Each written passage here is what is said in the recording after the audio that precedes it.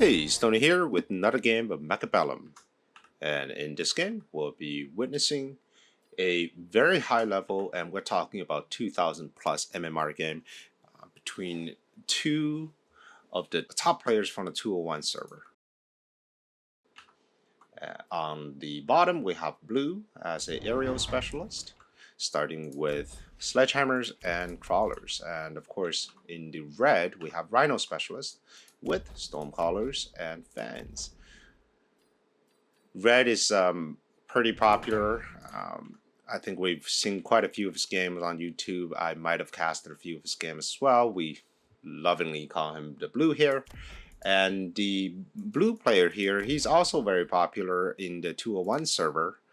He just doesn't play a lot during the time where North Americans, so in the 501 server, players mostly play. But I have seen his games, and he's very talented with his strategy. All right, starting on round one, we are taking a look at a possible counter. So sledgehammers against stonecrawlers is always tricky because one of the things is you're trying to manage the timing of the sledgehammers. You don't want it to go too quickly, or you don't want to engage with these units too quickly, because then your sledgehammers will be stopping and shooting, allowing the stormcrawlers to shell them from afar. And instead, you want them to waste that initial shot and start shooting after that. So it seems like it's working well here. Unfortunately for Blue, he is going to go heavily on the right side, foregoing the left side, allowing Red to take tower. And it's a very bad thing, especially against stormcrawlers, to get debuffed, because as you can see, tanks are now just standing around getting shot at. Fortunately, there are 2 phoenixes and only a handful of fans, but I don't know if the phoenixes are enough to deal with the fans, especially when there's still crawlers on the board. So it doesn't seem like it, and the first round goes to Red. So right now, Red has a tempo advantage because Blue is forced to solve the problem on the left-hand side. Subsidized Stormcaller is picked for Blue, realizing the slowness of Red's board. Primarily just fan stormcrawlers and a few handful of crawlers. And we also expect Red to go maybe a Arclight or some sort of chaff clear. Now I wonder what would Red pick as far as the card goes. Subsidized Stormcaller doesn't make too much sense. He'll probably add 2 more Stormcrawlers at most if he continues to add his Stormcrawlers. Shield drop might make sense. There isn't a lot of damage coming in from the Blue side, but the subsidized Stormcaller is offered, so Blue might pick it, and that might spell disaster for shield drop. Mass-produced Phoenix is interesting. It is a solid answer, a cheap answer against the Phoenix of the opposing force. And that's what Red picked. Alright, so there are 2 ways to respond to a problem. One way is to counter it head on. So as you can see, right now Blue has a problem on the right hand side because these crawlers keep running towards the tower. He could simply put an Arclight here or some sort of unit here to defend it head on.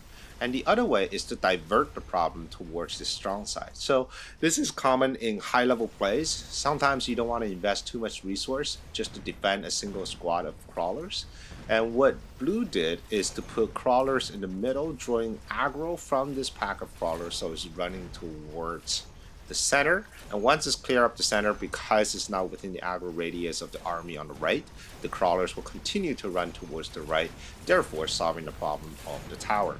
Now, unfortunately for Blue, Red did decide to flank with the Phoenix on the side, so you still get the tower, and as you've seen in the first round, when you're debuffed against Stormcrawlers, you're pretty much dead. And that's exactly what happened. Now we're moving into round 3.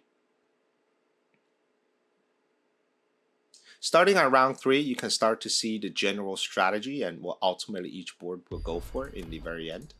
I think for Red, he's leaving his options open, but there are a couple ways that he can go with his board.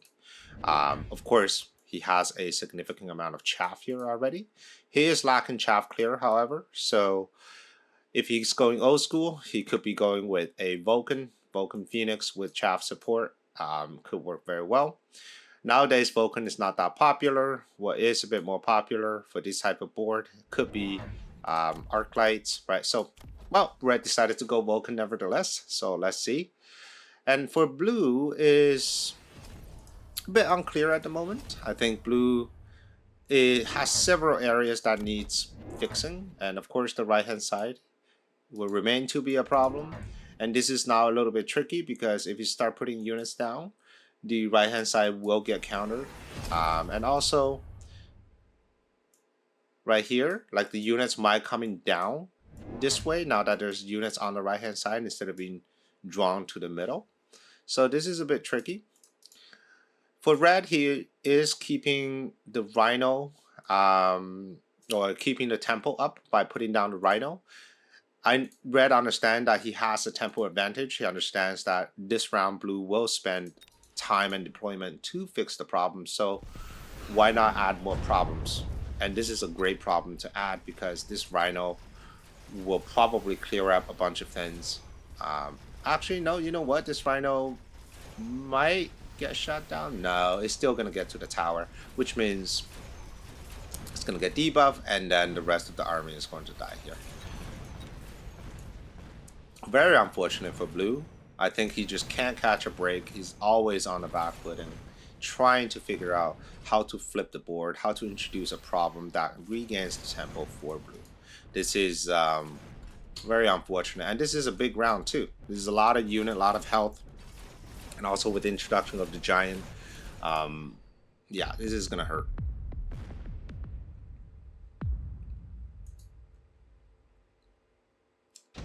All right.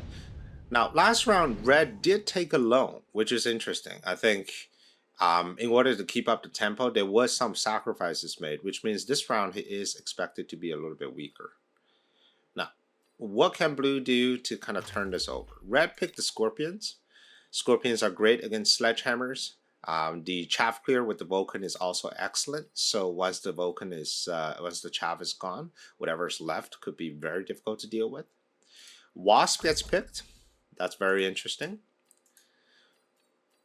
For red, it is also turn 4. So this is a very good game played by red because he is a Rhino specialist. So when you're playing Rhino specialist, you get this huge power spike in the form of essentially a 400 resource bonus on turn 4 in the form of a level 2 Rhino. I think as long as you're getting tempo advantage and forcing your opponent to defend in the first 3 rounds, it is okay to take a loan on round 3 because on round 4 you have such a big power spike that it is difficult. And as you can see right now, even though blue is trying his hardest to defend, one on the flank here, one on the front against the Vulcan, but he is still missing problems. He's missing the problem with the additional crawlers. He's missing the problem with this Rhino ramming into the tower. Sure, it's level 2. He's missing the problem of the sledgehammer being just absolutely slaughtered by these Scorpions. There are quite a few problems that is not being solved, right? So one problem not being solved, the longevity problem is not being solved. Yeah, it's a very tough game. I don't know if blue can turn this game back because red has just been playing so well with his side of the board. Mass-produced Phoenix is also a decent answer to the Wasp. He can just keep pumping those Phoenixes, no problem. And all of a sudden we're on the very last round. So this is a great example of how extremely high tempo play and just kind of keep your opponents on the back footing can result in a very quick win. And we're only at round 5 and we're just one round away from finishing the game. Unless blue can figure out a way to solve both the problem in the front as well as the Scorpion problems. And he doesn't know, right? He could solve this Rhino problem not knowing that red actually sold the Rhino and instead of going for something else. On red side, he just continues on compounding the issue. There is no real single unit damage coming from blue. So red realizes the weakness on the board and decided, hey, we're just going to go with more giants. These sledgehammers would never kill my fortresses fast enough. And with the anti-air, so I think he's going sort of a double insurance. He could have killed them with phoenixes. There are enough phoenixes to deal with this. But he decided, hey, let's go with anti-air barrage. Let's just deal with this level 2 wasp very quickly. And once they're dealt with, there's nothing on the board that can stand Vulcan Fortress. And he is right.